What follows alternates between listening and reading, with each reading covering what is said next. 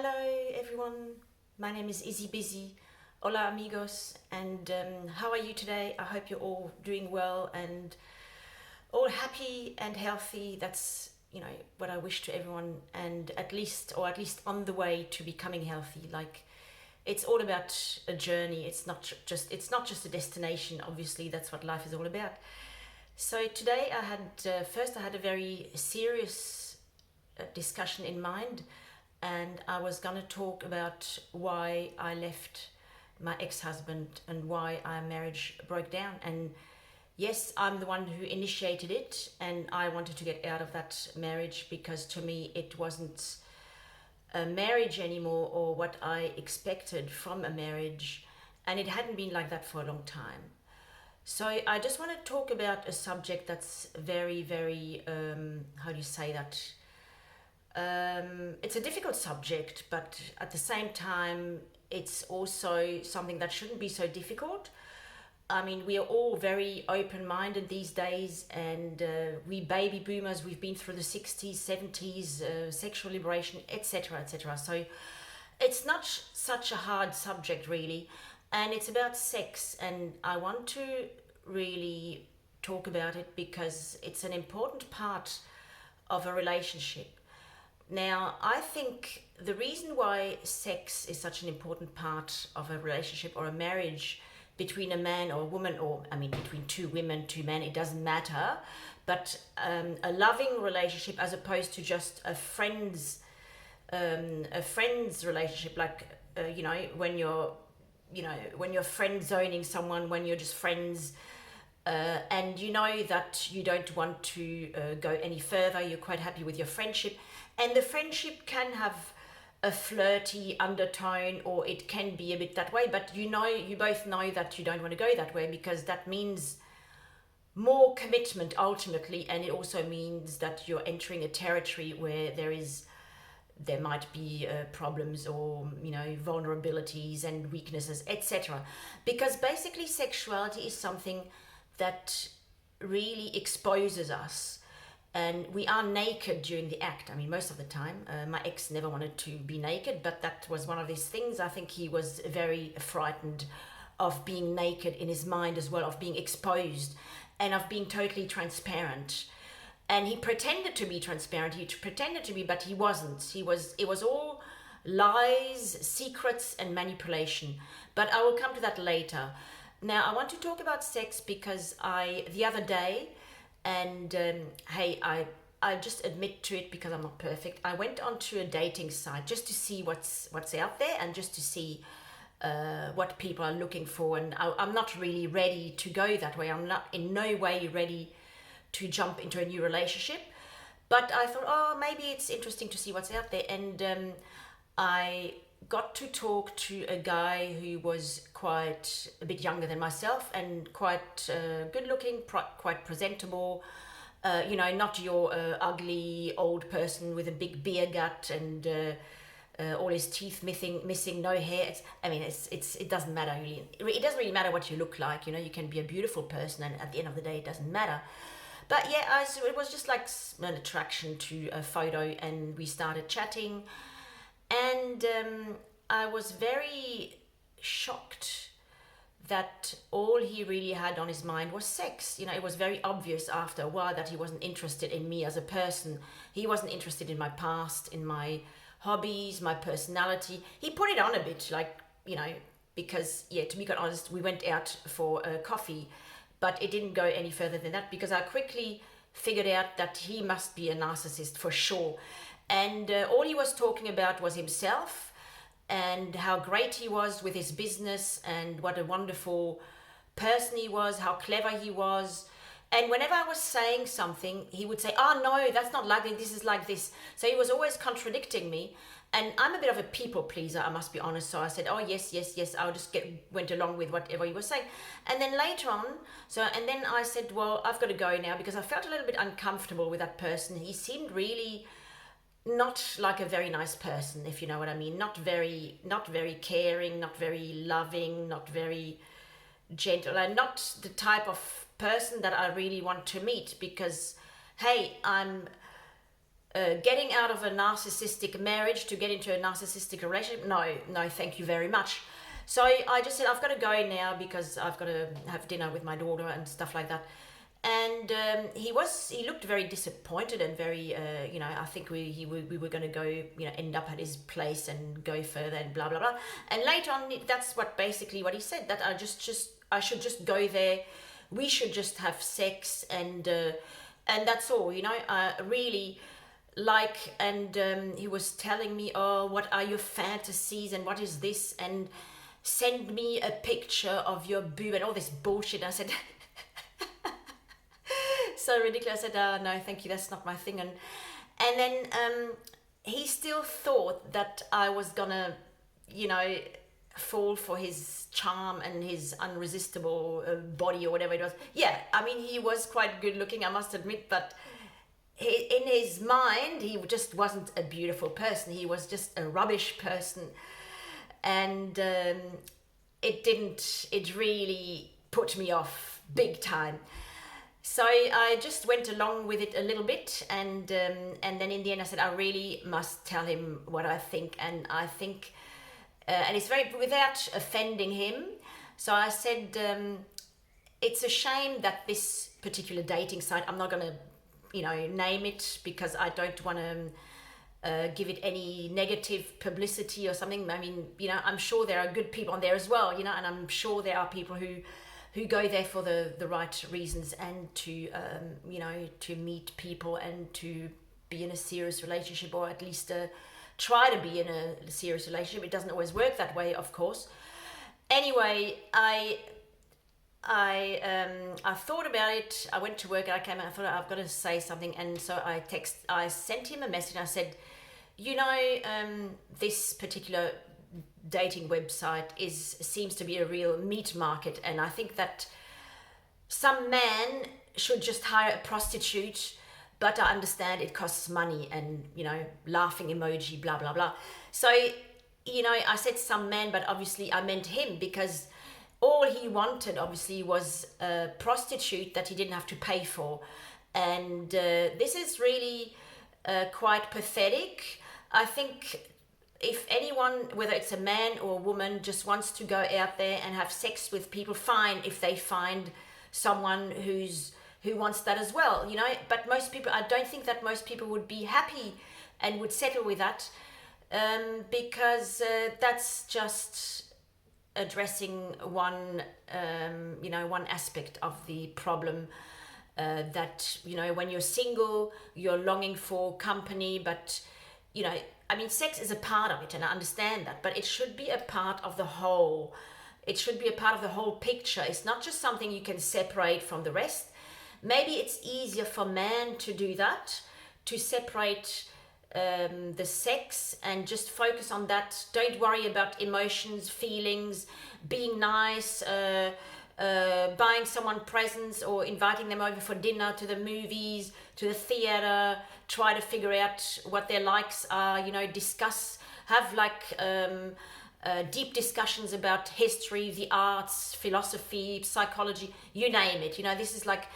This is a very important part of when you're meeting someone, you want to get to know that person. But obviously this gentleman made it so obvious that he only wanted sex that it was quite laughable, and he thought he was going to get away with it, but being good looking and having a good body, and I must say, at our age, I'm 58, he was a little bit younger. At our age, not many people do have a thin, muscular and well looked after body, because it's really difficult to maintain.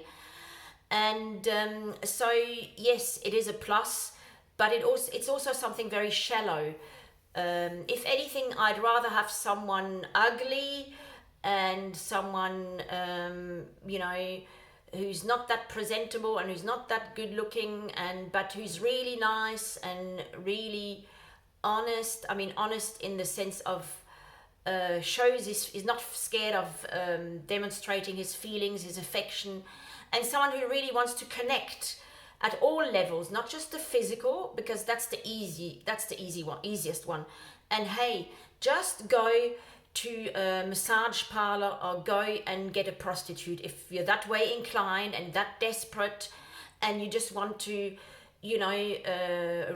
relieve that pressure, that you haven't been able to have sex for a while and you really feel desperate. Get a prostitute. That's what they're there for. If there's something wrong with your car, you take it to a mechanic. If there's something wrong with your house, you get a tradesperson. If you need to do some weeding in your garden, well, you could get a gardener to do it for you. Now, if you can't satisfy yourself through, self-satisfaction, masturbation, whatever you want to call it, call a prostitute or call a gigolo. Same thing for women. Don't go on a dating site where people want to meet other people and possibly establish a connection at not only the physical level but mental level, emotional, spiritual, whatever you name it, and that's much more important. I would rather connect with someone on a spiritual, emotional and psychological and intellectual level than just the physical, because to be quite honest, I'm quite capable of satisfying myself. I don't need someone else to do that. I know my body really well. I know how to have an orgasm, how to make myself come. It's no big deal. I think it's actually quite boring to solely to be so fixated on that aspect. It's like, we're not teenagers anymore. We're not adolescents. We are mature adults. We know it's I'm not denying that it's an important part of the relationship. And that's also one of the reasons why I left my ex-husband, because he wasn't interested at all. He had nil interest in being intimate, in being sexual, and he had no interest in it, and he admitted it. I once said to him, look, I'm not into this brother and sister relationship or just being roommates. And he basically said to me, well, that's what suits me. So that's what he wanted. He just wanted a relationship where he doesn't have to connect much with the person, especially not at a physical level. And that's why he also wasn't very affectionate. He wasn't very loving. He never kissed me on the mouth. He just... he wasn't interested. It wasn't his thing. And when I did convince him sometimes to have sex with me, yes, he complied, but he sort of did it almost reluctantly, as if he was wasting his time. And let's get over with this as soon as possible, because I'm not really interested and I'm wasting my time here. And it was only allowed on one particular day, that was the Sunday, between 10 a.m. and 12 p.m. lunchtime. Otherwise, it wasn't even allowed. I wasn't allowed to even ask for it. And I had to give him notice at least 48 hours in advance, because I couldn't just spontaneously say, oh, I really fancy you now, husband, let's go to bed. And no. I mean, any other guy would be jumping for joy if his girlfriend, wife, woman, lover came and said, look, let's jump into bed and have fun. Who would say no to that? What man in their right mind, unless they didn't fancy you, unless he really wasn't attracted to me anymore. Maybe he had been attracted to me at one stage in the beginning. Yes, in the beginning, during the love bombing stage, he made it clear that he was attracted to me physically, and he was even the one who initiated the sex back then when we first met. But I think it was part of the game. It was part of all the strategies he deployed to suck me into this relationship. But once we moved in together, all that was finished. There was no, he didn't want all that anymore. That was just a chore from then on. It was just something he wasn't very willing. It's as if he had to really force himself to do that. And hey, I really it makes me wonder how we even managed to conceive a daughter, and because she was conceived when we first moved into a new place. And I think that was the only time he ever maybe came inside of me. So it was possibly God's plan for me to conceive that child, and I'm very grateful that we had that child, because it's one of the things that I don't regret that I can take away from this relationship. We've got a beautiful daughter. She's the apple of my eye, and she's my everything. And I love her to bits. I love her to bits and pieces. So that's one thing I'm really grateful for, because if I hadn't had my daughter, I probably would have had that feeling that I've even wasted more of my time. I mean, I spent 17 years of my life with that man. And so today I just wanted to talk about the sexual aspects, and it's very important in relationships, because that's what distinguishes a loving relationship from a pure friendship, or just a platonic friendship, or just just being mates, just being friends, just people who know each other, acquaintances, but nothing deep.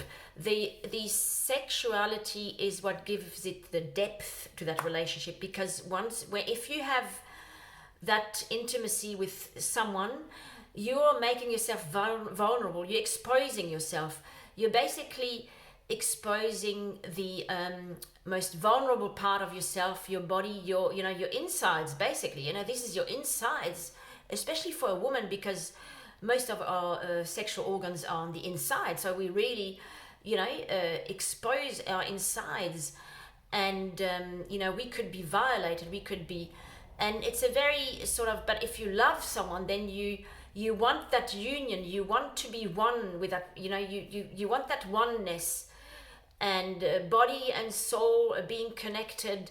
And that's the beauty. That's the absolute beauty of it. But if you leave out emotions, and if you leave out your spirit, and if you leave out your mind, your soul, then all you have is a physical act, some kind of gymnastics, genitals, rubbing about against genitals, and maybe lips against lips, or against whatever, I don't know. But that's all it is. Without the depth of the feelings and the emotions, the sexual act is quite devoid of, to me, I'm not talking for everyone, I'm just talking to me personal. It is devoid of any meaning, and it is, yes, you can, just like, if you need to empty your bowels, you go to the toilet, and it gives you that feeling, that gives you a feeling of relief. You might find that feeling of, physical relief afterwards, that yes, that tension has been taken away from you. Or same if you're really desperate to do a wee, and you have a wee, you feel that's really awesome. That was like, wow. Same if you're really hungry and you have a really nice meal, and you feel that was to die for, really. I'm not denying that physical sex can do the same thing, but it still isn't the same as when two minds and two spirits and two souls are connected. And that's absolutely beautiful when that can happen. And I did experience that. I used to experience that with my ex-husband certain times, and it was absolutely beautiful. But I don't know if he experienced that, or if he just didn't care about it, or whatever it was.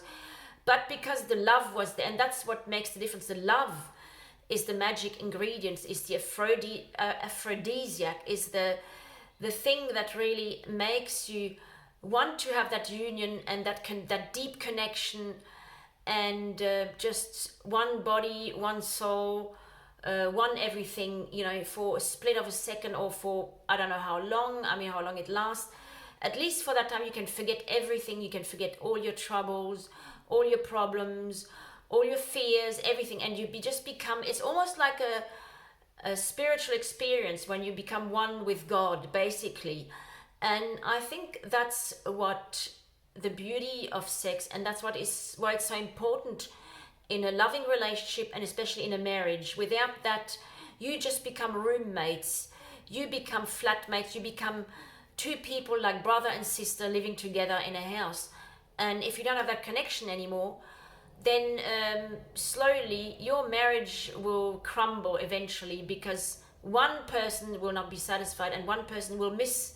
I was the one who missed that connection, and who wanted that deep connection, but I wasn't getting it, So I decided I didn't want to be there anymore, and I just had to leave, and it wouldn't, what I really don't understand, it wouldn't have been a big deal for him to occasionally take the initiative and say, wife, Izzy, you're beautiful, I really want to be with you, I want to, I really want to experience that kind of oneness with you because I love you and I think you deserve it. No, I didn't deserve it. In his mind, I didn't deserve any of it. I deserve to be ignored, to not to be appreciated, and to just be, just be managed like part of his surroundings, but not like beautiful and attractive and a sexual being. No, I was just, I might as well have been just his sister or just a friend or someone, or even the cleaner or the babysitter, for all, a slave who's there, who does, who does all the right things and who doesn't make too much noise in the background and who doesn't complain too much, as I wasn't allowed to be sick. Basically, if I was sick, I had to go to another room because he didn't really want to deal with me. If I was tired or sick or if I had any problems, he didn't really want to deal with me. And so in the end, I didn't really confide in him I didn't confide in him very much. I kept everything within myself, or I confided in my adult daughters or children. And I felt so, it's a terrible thing when you feel lonely in your relationship or in your marriage, and when one person is not interested in the sex. I mean, I do understand there are circumstances, people have illnesses, they have certain medications, they might have physical handicaps that stop it. Hey, it's not just about, a sexual act. It's just, even if you were just undressed together, both naked in the bed, hugging each other, that would already be a beautiful thing. If you couldn't get it up or you couldn't, fine, but there are other ways to have that union and to be together that way. You can say, let's spend half an hour in bed, just cuddle without any clothes on. That's a beautiful thing to do. Anyone can do it. There's no excuse. And if you're not prepared to give that to your life partner and you don't think that's important, then what is important to you? What is it? Just, making money, getting richer, amassing dollars in your bank account that you're not going to use anyway because you're not interested in traveling, you're not interested in going out, you're not interested in buying stuff, you're not interested in anything. So it's the joy of having that money and maybe, getting off on it. I don't know. Please enlighten me. I don't know. But hey, originally I wanted to make another video. I wanted to make a video about why I left my ex-husband, and I will get back to that, but I just wanted to highlight this issue about sex, and I might have offended some people, I don't know. And I'm not just speaking from a heterosexual point of view. This applies to everyone. This applies to gays, lesbians, transgender. It doesn't matter. If you are in a relationship, you want that union, that ultimate oneness. And to deny that to someone is very cruel, and it's very manipulative in a way, because it tells that person, well, you're not worth it. You don't deserve that. That's something I don't think I should be giving you, or something like that. It's a very cruel thing to do. And yes, I might be wrong. I might not, you might say, oh no, that's totally wrong, blah, blah, blah. But hey, I don't care. I'm just speaking for myself. And if you have any ideas or any comments, feel free to, use the comment section. And I think I'm going to finish now because I have to get ready for work. So next time I will talk about another subject, possibly why I left my ex-husband. It's still difficult for me to explain why I left him, because there wasn't any infidelity. Well, to my knowledge anyway, there wasn't anything dramatic that happened. It was just a long process of a marriage just degenerating and falling to pieces and crumbling, because the foundation wasn't there, and the foundation was being eaten away, like, you know, like in a house when the termites eat away all the structure, and then the building just woof collapses. So basically it was something like that. Not one dramatic event that led to it, but lots of things that happened. And yes, I just want to go more into depth about that. And I'm not blaming my ex-husband for everything. I'm not putting all the blame on him. I don't want to live with, you know, this idea that I have to blame someone, I have to be angry all the time, I have to be bitter. No, it's not my style. I just want to try to explain it, how it happened. And I'm just as much as fault as he was, because I should have gotten out of that relationship within the first couple of years that we were together, or at least maybe the first 3 years. I should have left. But I was always hoping that things would improve. I was putting so much work into that relationship, so much effort. And I've always been a very optimistic person, and a very positive, you know, positive thinking and all that, you know. So I've always thought that, yes, I can make things better if I just put an effort into things. But the problem is, you can be like that, but if the other person doesn't follow or is not prepared to put their bit in, even though they think they do, or they'll deny it, they say, oh no, I've done this and I've done that and I've been there for you and blah blah, you know, they will defend themselves. But you know that you're the one who's put more into that relationship and who's given, but there was no reciprocation really. And so I want to talk about all that, but I wanted to get this sex subject out of the way. And it's not something we should be ashamed of. We should be able to talk about it freely, like about any other subject, because it's it's a very important aspect of any relationship, you know. So hey, that's what I think. But I would be very happy to listen to your ideas, your comments, and your insight. It really interests me, and I hope you'll have a wonderful day. Look after yourself. Take your medication. Drink a lot of water, don't drink too much coffee, and just be happy and enjoy. And yeah, put your problems aside for a while and just enjoy the moment, the present moment, for a little while, and you'll see it does wonders for you. It's really relaxing. Anyway, I'll see you next time. And if you've watched my whole video, thank you so much. I'm rambling on a lot, and I apologize for that. Yeah. All the best. Bye bye. I love you all.